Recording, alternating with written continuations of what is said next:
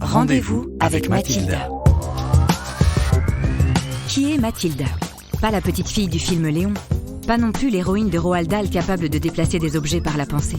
Mathilda est née dans les années 90 sous la plume de Margaret Rossiter. Cette sociologue a baptisé « Effet Mathilda » l'occultation du rôle des femmes dans la science. Mathilda, c'est Rosalind Franklin, qui a pris la première photo d'une molécule d'ADN. Mathilda, c'est Grace Hopper, qui a révolutionné l'informatique. Mathilda, ce sont toutes ces femmes de science qui ont des histoires de science à vous raconter. The Meta News lui donne rendez-vous aujourd'hui. Qui que vous soyez, où que vous soyez, bonjour ou bonsoir si la nuit est tombée. Aujourd'hui, j'ai rendez-vous, et vous avez rendez-vous avec Mathilda. Bonsoir Mathilda. Bonsoir. Mathilda, vous vous appelez en réalité Laura Marie. Et on va parler ce soir d'une profession qui, peut-être, parmi toutes les professions scientifiques, est celle qui charrie le plus de clichés la concernant. C'est la profession d'archéologue. C'est bien ça ? Oui, c'est ça, tout à fait. Vous êtes archéologue, Laura. Oui. Et vous avez lancé en 2017 une initiative qui a fait grand bruit dans le milieu de l'archéologie. Et cette initiative s'appelait Paye ta truelle. Alors on va en parler, on va pas parler que de ça, on va parler de plein d'autres choses. Mais première question, est-ce que vous avez un fouet à la ceinture ? Non, je n'ai pas de fouet à la ceinture. Par contre, j'ai bien un chapeau pour me protéger du soleil lorsque j'allais fouiller en Crète.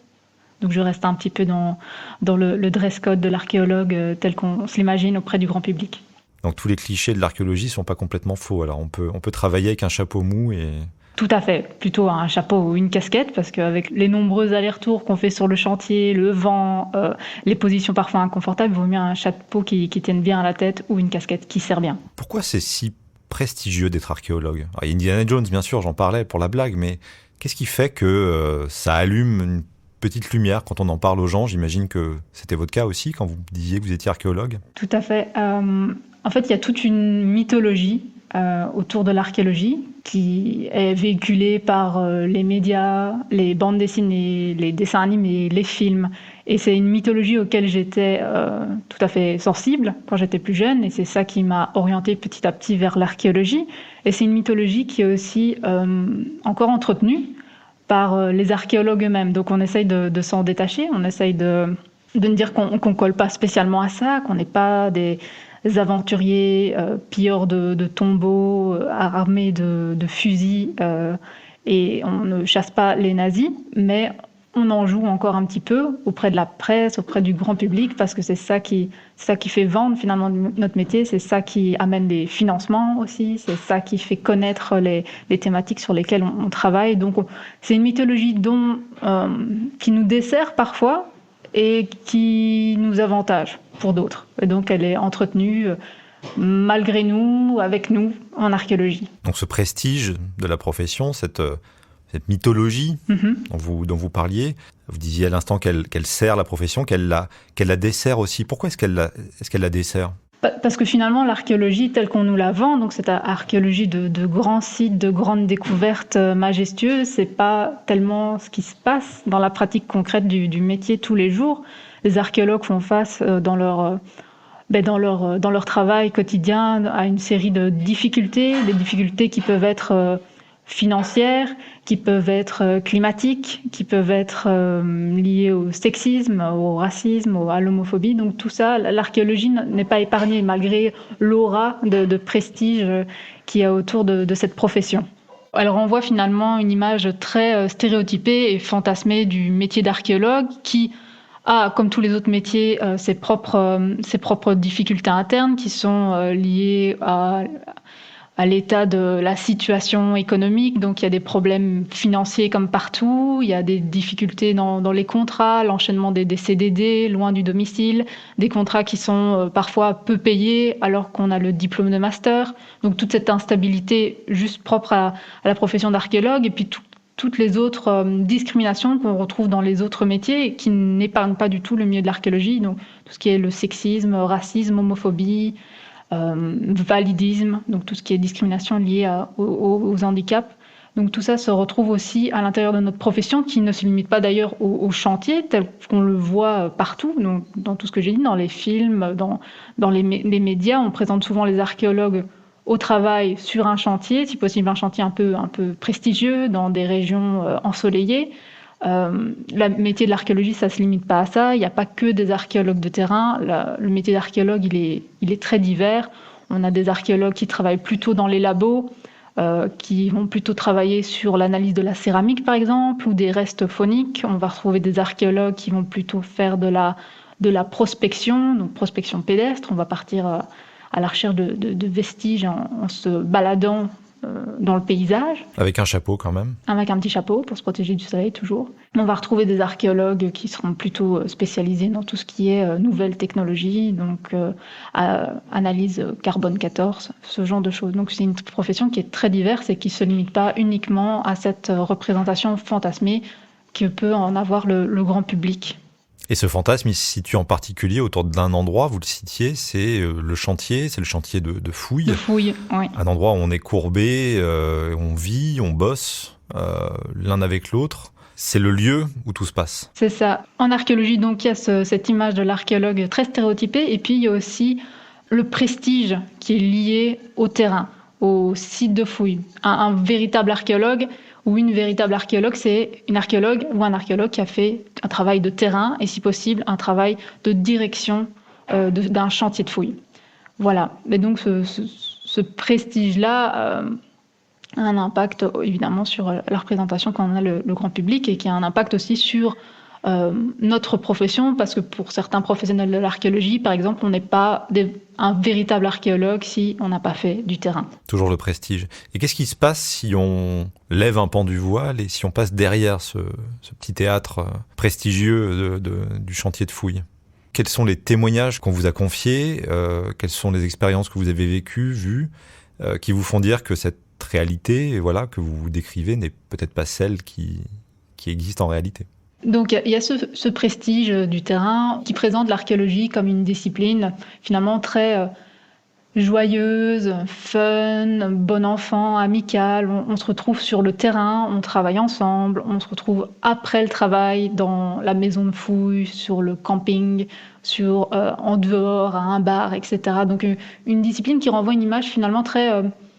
Oui, c'est ça, très fun, très amical. C'est la colonie de vacances. Oui, c'est ça, un peu l'image colonie de vacances. Et cette image-là, elle a à déconstruire parce que finalement, c'est pas tellement ce qui se passe sur le chantier de fouilles, les chantiers de fouilles en général, parce que les chantiers de fouilles en archéologie ne sont pas du tout épargnés par les autres dynamiques d'oppression qu'on retrouve dans le reste de la société. Alors, vous me demandiez les témoignages que j'avais pu recevoir, par exemple, sur Pays Tatruel depuis 2017. Ces témoignages éclairs viennent alimenter cette image que j'essaye de déconstruire de l'archéologie. On retrouve sur le terrain une discrimination qui va être liée au travail, à une division sexuée du travail sur le chantier de fouilles. Donc, les étudiantes, quand elles arrivent sur un chantier, on ne va pas forcément leur donner tout de suite la pioche, qui est perçue plutôt comme un travail physique, difficile, donc typé masculin. Donc on va plutôt les éloigner, on va plutôt leur demander d'aller faire tout ce qui est petits travaux qui demandent de la minutie, de la patience. C'est-à-dire épousseter un fossile, voilà, pas un fossile, vous n'êtes pas paléontologue, mais un bout de jarre, je ne sais pas. Oui, c'est ça, un travail qui va plus se concentrer sur les petits objets. On va leur demander plutôt le tamisage, on va les orienter plutôt vers le laboratoire où elles vont pouvoir faire du tri céramique, par exemple, ou nettoyer la poterie. Est-ce que ça les éloigne pas de la découverte ? Et finalement, ça les éloigne de la découverte, oui, parce que comme on leur apprend, là je parle des étudiantes, donc ça peut être leur premier chantier, deuxième chantier de fouilles, comme on leur apprend à la base, dès le début, que leur place n'est pas sur le site, que leur place n'est pas justement dans ce qui est perçu comme le plus prestigieux en archéologie, le travail de terrain, le travail où on réfléchit, où on va déterrer la matière première qui va ensuite servir aux analyses. Et bien, on les éloigne de tout ça et on va plutôt les orienter dans un travail qui est perçu comme subalterne, qui est perçu de manière stéréotypée comme subalterne, parce que le travail est tout aussi nécessaire que le travail de fouille sur le terrain, parce que sinon on ne pourrait pas obtenir de résultats s'il n'y avait pas toute la partie nettoyage, encodage, restauration, etc. Eh bien, on leur dit, grosso modo, voilà, on vous considère comme inférieur et on vous préfère vous donner des tâches qui sont perçues comme telles. Donc elles sont éloignées doucement comme ça dès les premiers chantiers. On va les retrouver, alors qu'elles sont pourtant en majorité sur les chantiers de fouilles, on va plutôt les retrouver après dans tout ce qui va être travail en laboratoire, travail de spécialiste. Et on va les éloigner du travail de terrain, tandis que les hommes, on va plutôt les encourager à aller s'occuper du travail de fouille. On va leur donner davantage de responsabilités dans les directions de zones, par exemple, de secteurs. On va les faire participer à la réflexion sur le travail en cours. On va leur demander qu'est-ce qu'ils en pensent, des vestiges qui ont été mis au jour, c'est quoi leurs hypothèses par rapport à telle ou telle chose. Et donc, ils vont plus être amenés à réfléchir, à prendre un rôle de leadership sur les chantiers de fouilles. Voilà, donc ça, les premiers témoignages, ils sont en rapport avec ça. Cette division sexuée du travail qui est perçue comme très injuste pour toute une série d'étudiantes qui viennent témoigner sur Paille-Tatruel. Et puis, il y a tous les témoignages qui vont plutôt être liés aux commentaires sur le physique. Donc, comme sur un chantier de fouilles, on l'a dit, bon, ça peut être dans des pays chauds, ça peut se passer ici aussi, dans nos régions. Les filles vont venir en débardeur ou en short, ou elles vont même pas être en plus avec des habits qui pourraient, je ne sais pas, être le feu vert qu'attendent les hommes pour pouvoir faire des commentaires sur la poitrine et les fesses. Elles vont juste travailler, elles vont être dans des positions qui vont être un peu inconfortables, un peu acrobatiques, courbées, voilà, les fesses en arrière, parce que parfois en archéologie, quand on doit s'occuper d'un objet ou qu'on essaie de travailler dans une zone et que cette zone est un peu étroite, admettons on travaille en grotte, mais il faut parfois se contorsionner pour pouvoir atteindre la zone à fouiller. Voilà, donc elles vont se retrouver dans des positions qui vont susciter les commentaires de type sexuel de la part de leurs collègues masculins, de la part de leurs responsables de secteur, leurs responsables d'opération. Voilà, et donc il y a toute une série de commentaires qui vont plutôt être liés à ça, avec une déconsidération du coup du travail qui est fourni, qui va alimenter cette absence de confiance en elles. Et ça va laisser libre cours après à tout ce qui va être harcèlement sexuel, agression sexuelle sur les chantiers de fouilles. Donc là, les agressions sexuelles, ça va être...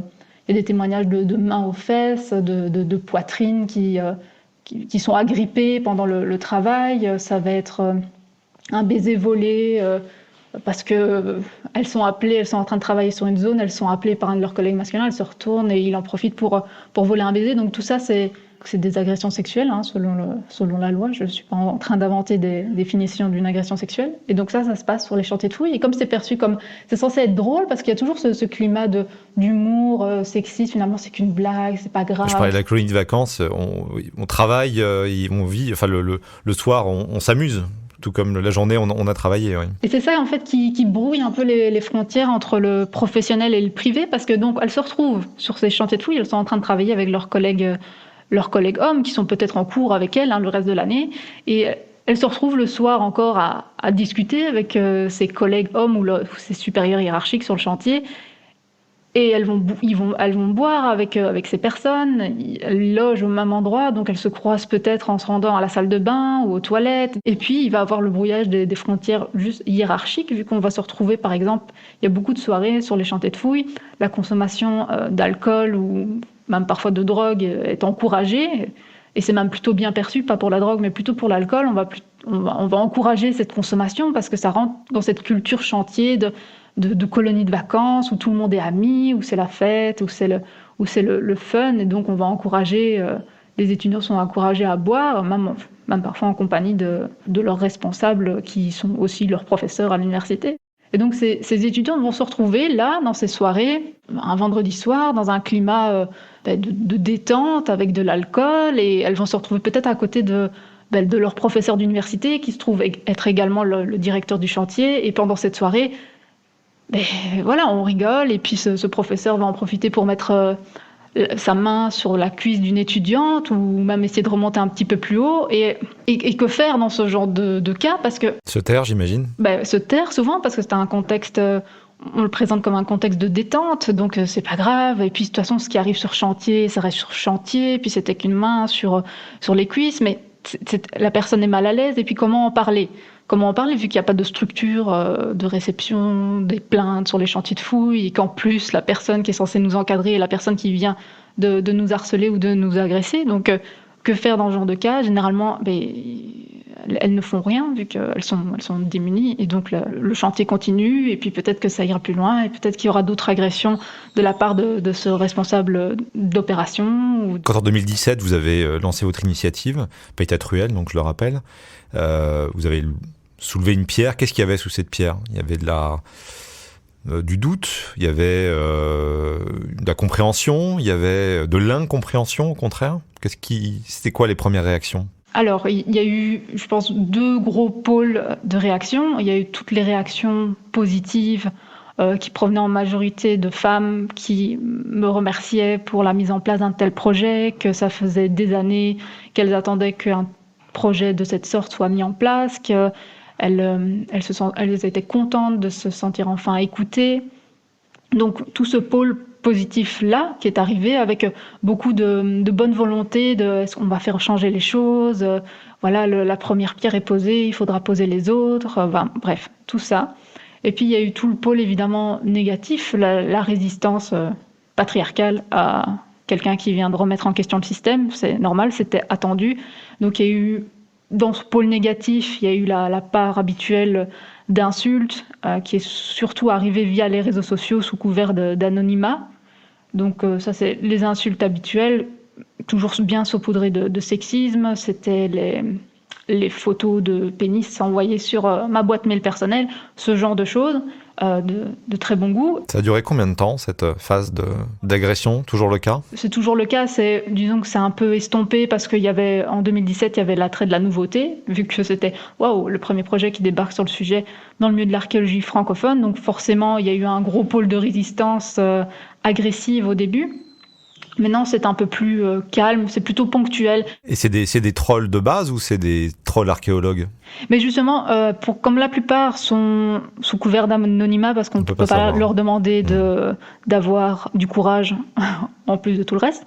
Donc souvent, je ne sais pas. Mais il y a quand même des personnes qui me contactent, et ça, c'est plutôt rare. Enfin, depuis 2017, j'en ai une dizaine, donc c'est pas énorme, mais qui me contactent via mes messageries privées, donc mon adresse mail personnelle ou professionnelle, et qui me contactent via leur adresse professionnelle ou personnelle. Voilà, donc je sais leur nom, et généralement c'est des personnes bien installées dans la profession qui décident de me faire comprendre le fond de leurs pensées par un très long mail extrêmement insultant, et qui me l'envoient parce qu'ils se disent qu'ils doivent absolument me partager ça. Donc voilà, de temps en temps, mais c'est très rare. Mais il n'y a pas des hommes qui vous soutiennent, qui vous ont soutenu dans cette dénonciation ? Ah si, heureusement, sinon on ne se battrait pas. Ils sont très rares, mais il y a quand même une petite minorité d'hommes en archéologie qui me manifestent un soutien actif. J'aimerais bien qu'il y en ait un peu plus. Pour l'instant, c'est surtout des femmes qui supportent le projet de manière assez frontale et qui mettent en place des initiatives pour faire entendre nos voix. Et est-ce que cette dénonciation que vous avez entreprise, ça va se résoudre par des mails des ressources humaines ou des journées de réflexion, des flyers dans le labo, ou est-ce qu'il y a quelque chose de plus important quand même, de plus drastique comme changement qui s'est engagé ? Pour l'instant, les actions concrètes mises en place par les institutions, elles sont pas inexistantes, mais relativement peu nombreuses. Pour l'instant, c'est plutôt timide. On a eu des soutiens dans le cadre de l'exposition Archéo et Sexisme, donc des soutiens qui étaient plutôt de type financier et des soutiens qui étaient plutôt de type logistique, c'est-à-dire des institutions qui voulaient bien libérer des lieux dans leurs bâtiments pour accueillir l'exposition. Mais voilà, nous, on arrive avec le travail qui est déjà fait. Eux, ils le récupèrent dans le cadre de leur institution. Ils peuvent le noter dans le bilan de fin d'année en disant, voilà ce qu'on a fait cette année en lien avec l'égalité dans notre milieu. Donc voilà, pour l'instant, c'est un peu 50-50.